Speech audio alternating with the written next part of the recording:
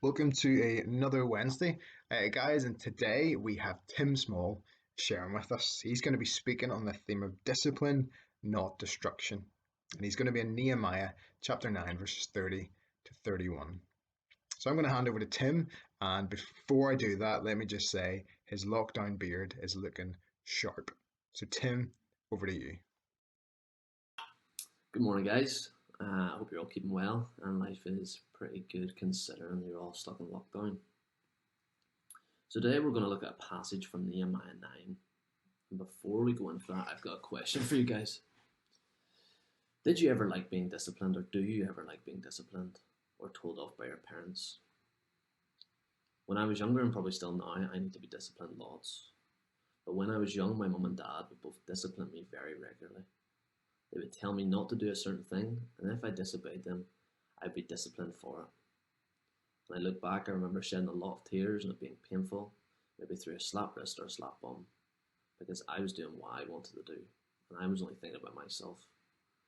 But at that time, I didn't see it that way, and I'd often ask, why are they doing this to me? In Nehemiah 9:30 to 31, it reads, "For many years you were patient with them. By your spirit you warned them through your prophets, yet they paid no attention. So you gave them into the hands of the neighbouring peoples. But in your great mercy you did not put an end to them or abandon them, for you are a gracious and merciful God." In this passage we can see that God had sent prophets to the people to tell them to repent for their disobedience and come back to the Lord, as we can see in verse 30. By your spirit you warned them through your prophets. God was speaking through his spirit, through his prophets that he had sent, but still they paid no attention. So this again takes us back to our opening illustration. We can see here that these people were doing what they wanted, but God the Father wants what's best for them. God had to do something to grab their attention. Just like how maybe a parent would discipline a child, it has to be remembered that if we do something wrong, we will remember the discipline that comes alongside that to tell us that it is wrong. So God gave Israel, his own nation, into the hands of the neighbouring peoples, which were the Assyrians.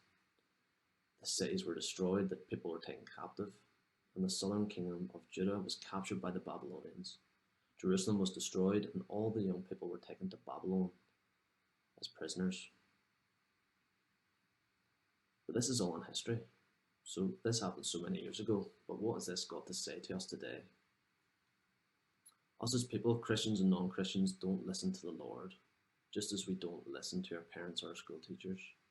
We think we know better and we try to live our lives our own way. But it's important to realise God's purpose in this passage is in exiling his people was not to destroy them, but was to discipline them. We see in verse 31, "But in your great mercy you did not put an end to them or abandon them, for you are a gracious and merciful God." God didn't wipe out his people for not paying attention to him. He taught them a valuable lesson through his discipline. And as I mentioned at the start, I mentioned, did we ever like being disciplined or told off? Just like my mum and dad disciplined me as a kid, I never realised it was actually for my own benefit. My mum and dad were doing this because they wanted what was best for me. They disciplined me because they loved me, and even though I was in the wrong. Just like God does on such a bigger scale, we turn away from God daily, we sin against him, but he will discipline us because he loves us and wants what's best for us. When life may get tough and when we're facing God who is disciplining us, remember God is doing this for our good because he loves us and he wants to make us more like Christ each and every day. To summarise this all, the real reason why we are being disciplined, because the love of our parents, and at the time it was so hard to see, it's painful but it's for our own good and for the good of those around us. And that's the same as God's discipline. We know that he is correcting us and making us and moulding us into Christ-like children for our own good, and that's the best thing for us. But just a little quote as I finish off from C.S. Lewis. God whispers to us in our pleasures, speaks to us in our conscience, but shouts in our pains. It is his megaphone to rouse a deaf world. I hope you all have a great day.